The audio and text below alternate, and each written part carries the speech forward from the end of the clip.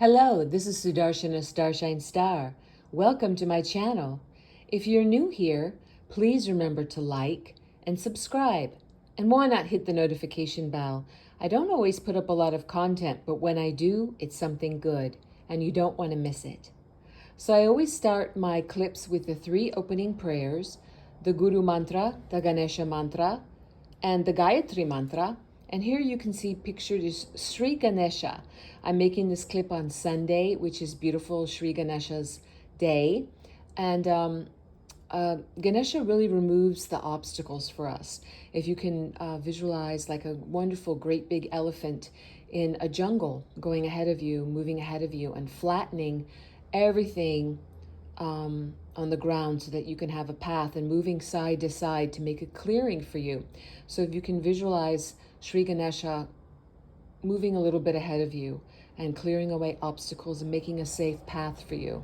He's very protective, and he does rule over an army of angels called the Ganas, Ganas.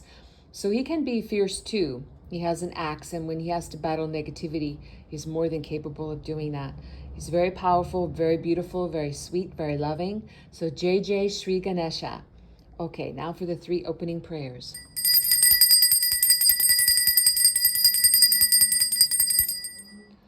Om, Om, Om.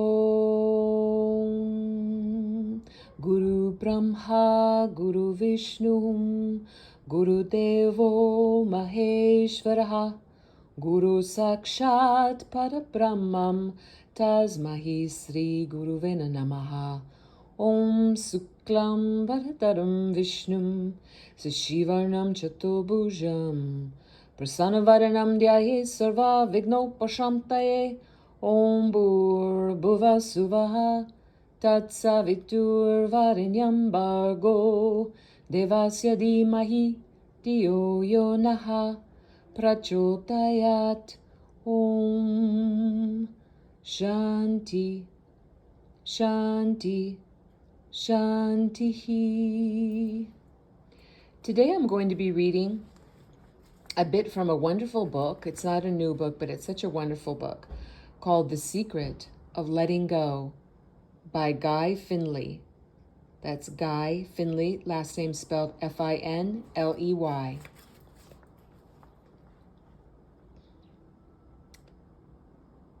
The strange non-life of the false self.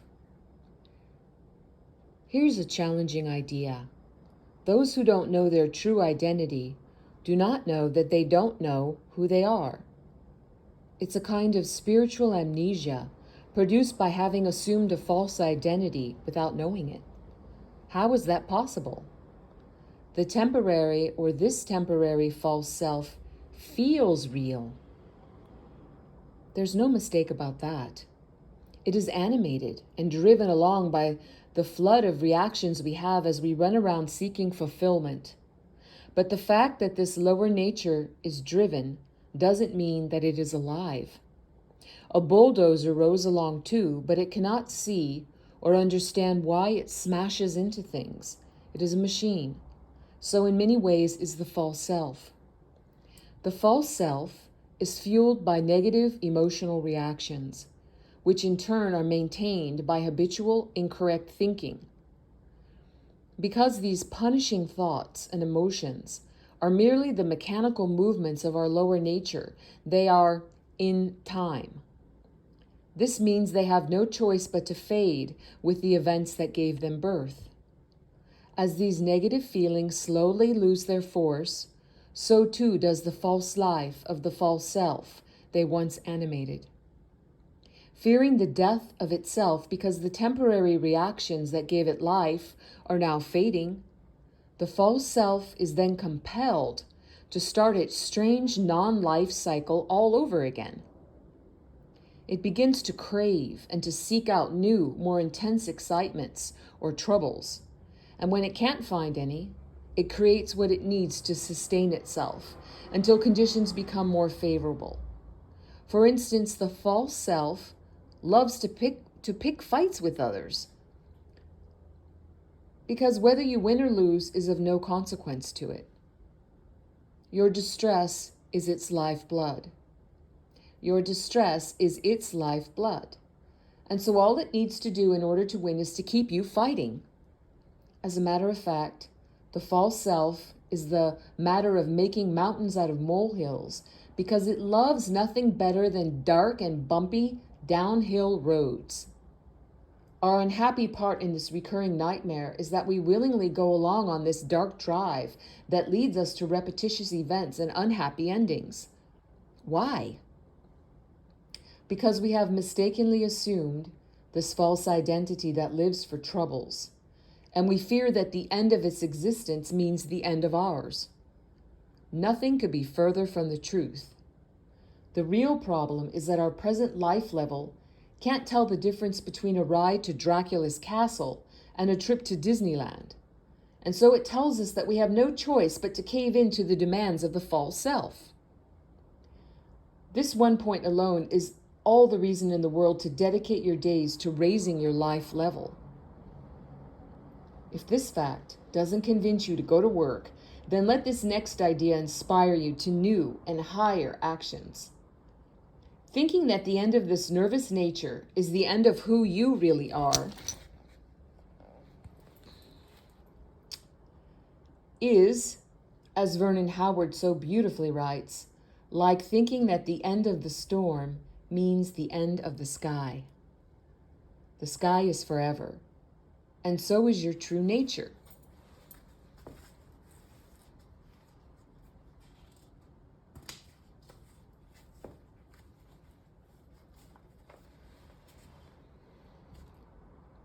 Start seeing through the blame game. Wouldn't you agree that no real friend of yours would ever want you to hurt yourself? And wouldn't you also agree that if you did have a trusted friend that you later found out had lied to you, you wouldn't trust him again, at least not the third, fourth, or fifth time? You know the saying, fool me once, shame on you. Fool me twice, shame on me. For the sake of our studies, let me add one more line to this popular old saying. Fool me over and over again, and I obviously don't recognize a foolish idea when I hear one. And that's just the point. We are being fooled almost moment to moment by habitual thoughts and feelings that we have stopped listening to. This amazing insight offers us a good explanation for why we end up as often as we do in those painful situations in which the last words usually spoken go something like, "How in the world did I get myself into this mess?" Sound familiar? It should. And while the answer to this woeful question should rescue us from similar future sticky situations, it rarely works out that way. This is very important to admit to ourselves. The truth is that we keep falling into the same old snares. Why? There is an authentic answer to this question that may surprise you.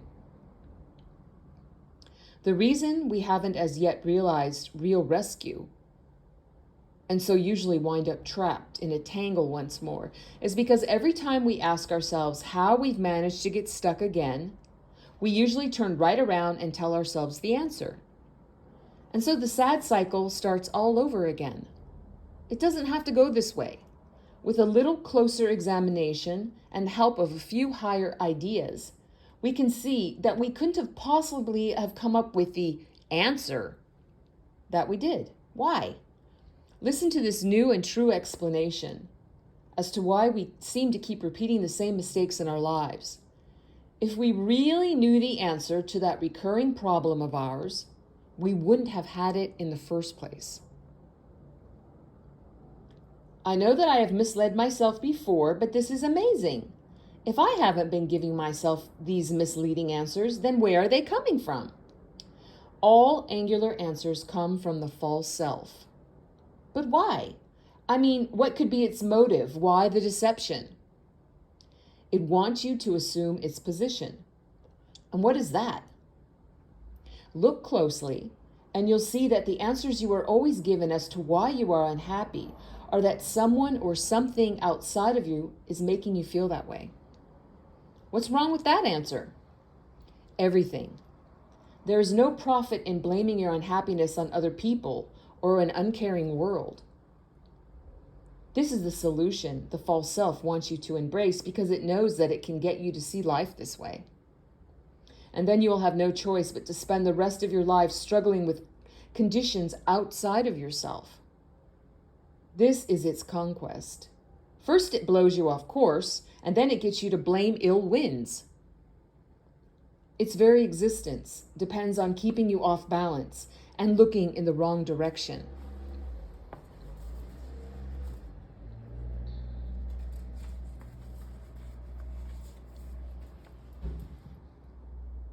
Start seeing through the blame game by learning to let go of all of the familiar but self-abandoning answers the false self wants you to believe in.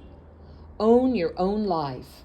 Use the following special exercise for higher self-discovery. For true self-command, just stop, look, and listen. If he could get away with it, the just captured thief would eagerly point his trembling finger at a man running down the street and exclaim, "There goes the real culprit." This is exactly the way in which the internal crimes of the false self go on unchecked. This is why, if we ever want to arrest this inner thief of real life, we must learn to stop, look, and listen. This inner exercise for true self-command is guaranteed to shut down the covert answers and operation of the false self. The next time that you are feeling anxious or afraid or worried about a problem that you are facing, before you do anything, stop, look, and listen. Remember that the false self is never far away when you are feeling bad. It knows that once it can get you running in the direction of its choice, sheer momentum will do the rest of its work. That is why you come to a stop first. Defy the inner shouts that are crying to spur you on. Don't give them any authority. They are just noises, and bad ones at that. Treat them as such. Then look. But be sure to look in the right direction. This is critical. Look at what is talking to you, not where it is pointing. This way you won't ever be fooled again and sent on another wild goose chase. So take a real good look. If it is an anxious or unhappy feeling that you are looking at, quietly determine from your own understanding that no negative state is interested in ending itself. This will help you to take the third and last step. Now listen. If you have done the first two steps correctly, you will soon witness the false self start having a fit. Let it rage. That is all it can do. It has no power. Its only strength was in your past ignorance of just how truly powerless it was. Just remain right there, inwardly alert and attentive. Your work is done. In the past, you might have let these deceptive, dark feelings guide you, but now you can see through their tricks. In time, their roar will dwindle to a whimper and then completely disappear. You now know that for the first time in your life, you have won a true victory for yourself. At last, you have deposited something of true value in the most important bank of all, the bank of your own understanding. And believe me, this account pays interest of the highest kind. And what about that nagging personal problem? To your great relief, you will discover that it wasn't at all what the false self was trying to make you believe. The problem you are left to solve, assuming one still exists after this lying lower nature has been thrown out, doesn't even resemble the fearsome giant that had been stalking you earlier. The false self can throw terrifying shadows, but now you can cast inner light. There is no contest.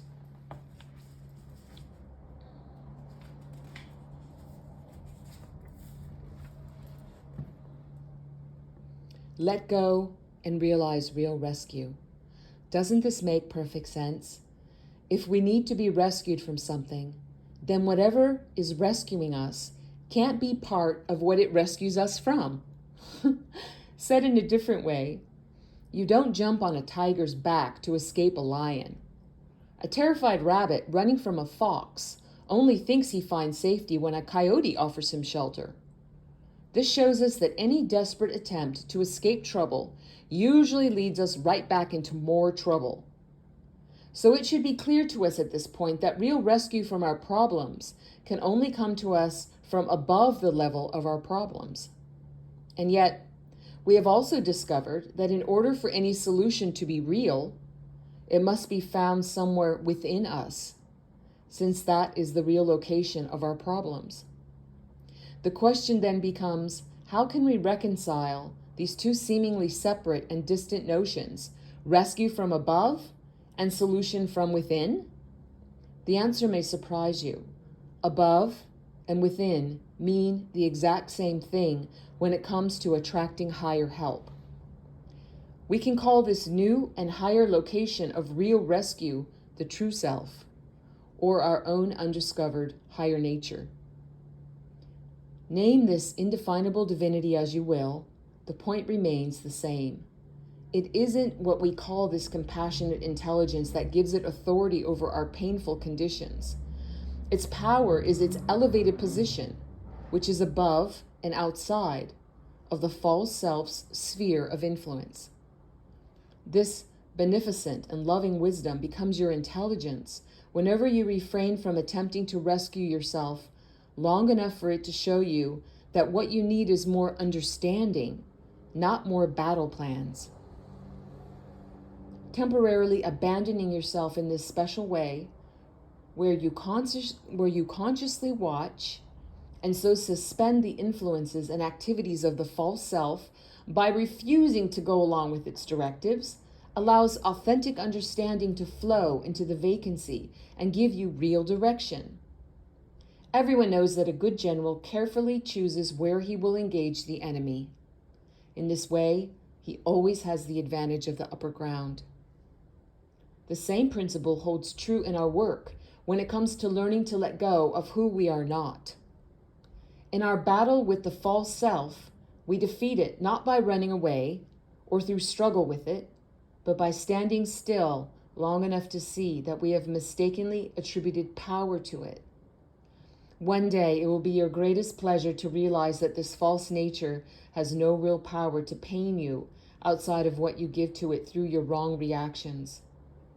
This important concept always raises lots of questions in my classes. Let's review a particularly helpful illustration I recently gave to one student. Jack said that he could feel the vice-like grip of anxious thoughts and feelings even in his sleep. He wanted more insights. How is it possible, according to higher principles, that stormy emotions could feel at once so pervasive and strong, yet be powerless? Here is how we resolve this seeming contradiction and helped Jack to start realizing real rescue.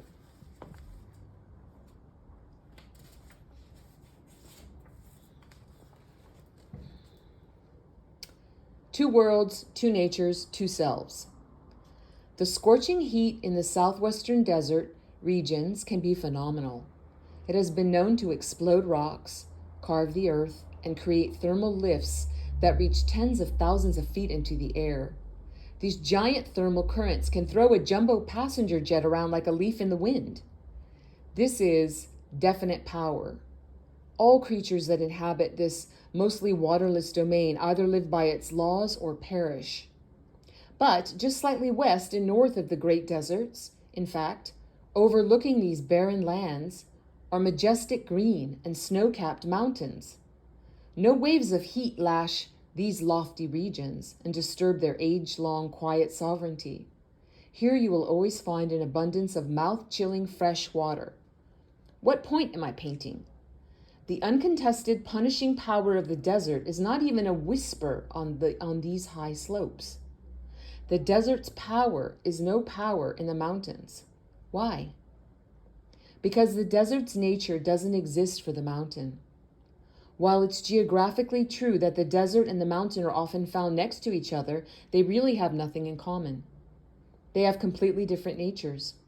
Here lies an interesting idea. Let's follow it and see where it goes. I'm certain it will lead us up.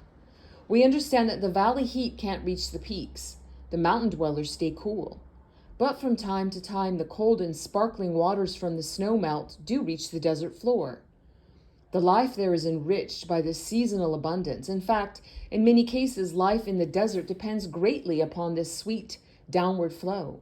We can summarize all of this as follows. The mountain's higher nature can reach down into the desert and bring it life, but the desert's lower nature has no effect on the mountain. We will always want to remember this natural relationship, for it reveals to us much more than just the play of forces that move the world around us. This important illustration also tells about the worlds within us and how nothing can stand in the way of our eventually attaining the higher, happier life. Here's why. Like the mountain and the desert, we too have two separate natures that live in two totally different worlds. In this book, we are calling these aspects of ourselves by the names true self and false self. We've already learned enough about the false self to be able to see the parallels between its nature and that of the desert. The false self is nothing but a strange series of temporary shapes built up out of the ceaselessly shifting sands of our own doubt-filled thoughts and feelings. This windswept and self-stinging lower nature knows nothing outside of itself. It doesn't know anything about the majesty of the mountain, of the true self. It can't. Just as a summer insect can't know anything about the ice, the false self is bound to remain in its realm. The only power it possesses is over those things that are by their nature resigned to remain in its domain. The more fully we can see truth's dynamics at play in either the outer or inner worlds, the more we are encouraged and strengthened in our resolve to walk away from desert-like nature and to begin the climb toward our sovereign, true self. Our new courage isn't really a force we can call our own. It comes to us out of our steadily growing realization that the powers of the false self are strictly limited to the world it inhabits. Of what concern is the desert sandstorm to the high mountain pine? Absolutely none. So there it is. There is nothing real to stop us from rising. Use the special insights in this chapter review to start quietly rising above yourself. Number 1, the only power the false self has over us is that we still find pleasure living under it. Number 2, the more the false self can clash with reality, the more alive it feels. Number 3, the difference between feeling like someone and being someone is the difference between a desert and a mountaintop life. Number 4, realize new heights by refusing to live lower. Number 5, the false self loves to build on shifting sands and then complain that life stinks, that life sinks. Number 6, your real mountain home, your true nature, doesn't have any wish or need to feel high. It is high. Number 7, feeling like someone special because others or events have lifted you is like living in a sandcastle that was built for you at water's edge. Number 8, losing the false self's idea of winning, which is why it looks forward to fighting with reality every day. Number 9, the false self is nothing that feels like something. The false self is no one who feels like someone. Number 10, treasure what is true, and one day what is true will reveal its mountaintop treasure to you. All right, that's going to be the end of that reading for today's clip, or at least for this clip. I thank you so much for being here with me. If you like this clip, I ask you to like and to subscribe to my channel. I really love it when you do that. It really inspires me to put out more content, and hit the notification bell too. So I'm going to say the closing prayer now, and what I'm saying when I chant this is to God bless all beings in all worlds.